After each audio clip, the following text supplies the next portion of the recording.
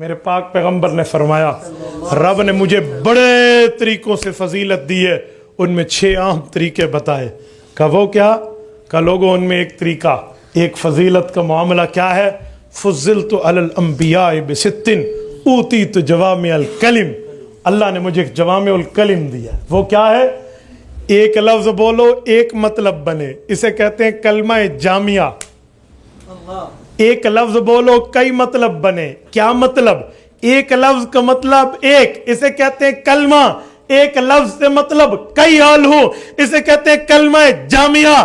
باقی انبیاء محدود دور میں آئے، محدود وقت میں آئے، محدود علاقوں میں آئے تو انہیں کلمات ملے، فتلقى آدم من ربہ کلمات۔ لیکن جب میرے پاک پیغمبر آئے اوتیت جوامع الکلم، محدود دور نہیں ہے، لامحدود ہے، بڑا لمبا زمانہ ہے، بڑے لوگوں نے امت میں داخل ہونا ہے، رسول اللہ کے فالورز اور متبعین کی تعداد اربوں خربوں میں آنی ہے، تو پھر اتنے بندوں کے لیے، اتنے مسائل کے لیے اتنی حدیثیں کہاں سے آئے؟ فرمایا جی نہیں، اوتیت جوامع الکلم، انہیں کلمہ جامعہ دیا ہے، حدیث ایک ہوگی مسئلے کئی حل ہو جائیں گے۔ یہ میرے پاک پیغمبر کا رتبہ ہے، یہ کلمی باز ہے۔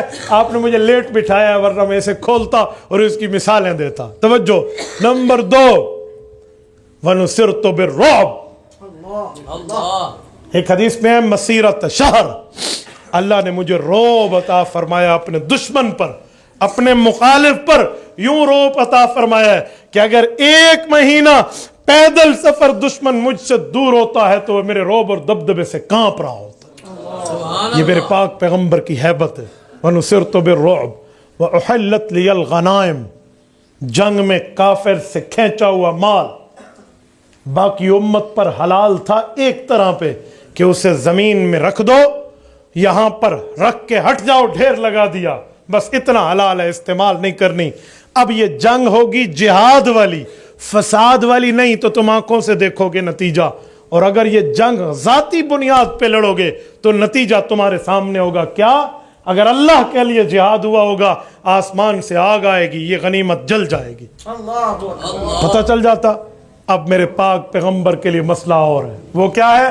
احلت لی الغنائم، غنیمت کا مال امت محمدیہ کے لیے حلال کر دیا گیا۔ رزقی تحت رمحی، حدیث پاک میں اس نیزے کی نوک کے نیچے آپ کے نبی کا رزق رکھا گیا۔ احل الحلال بچے کے لیے اپنے باپ کا مال ہے یا پھر امت کے لیے غنیمت کا مال ہے؟ یہ وجعلت لی الارض مسجدا وطہورا، 2 چیزیں۔ پوری زمین پر مجھے حکم ہے جس جگہ میں چاہوں سجدہ کر سکتا ہوں، پاک جگہ جہاں سر سجدہ کرنا چاہوں۔ پچھلی امتیں معبد خانے میں عبادت کرتی تھی، باہر نہیں۔ وطہورا، اور میری امت کا یہ مقام ہے کہ فلم تجدوا ماء فتیمموا صعیدا طیبا، انہیں مٹی نہ ملے، انہیں پانی نہ ملے تو مٹی سے تیمم کر سکتے ہیں۔ سبحان اللہ۔ ٹھیک ہے، کیوں؟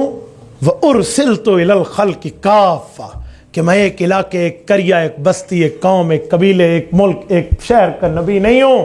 ارسلت الی الخلق کافہ، میں قیامت تک آنے والی تمام مخلوقات کا نبی بنا کر بھیجا گیا۔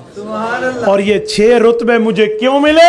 وختم بی النبیون، کہ میں آخری نبی بنا کے بھیجا گیا۔ میرے دوستو، رسالت مآب علیہ الصلوۃ والسلام کی رتبہ ختم نبوت کا یہ مقام ہے۔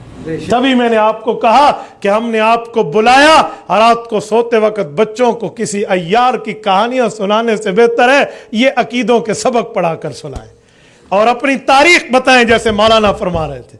یہ تاریخ یاد کرائیں، تاریخ کو فراموش کرنے والی قومیں کبھی کامیاب نہیں ہوتی۔ اور میرے دوستو، رسالت مآب کا یہ ختم نبوت کا رتبہ مرتبہ ایسا ہے جیسے آپ کے اور میرے جسم میں لگا ہوا دل ہے۔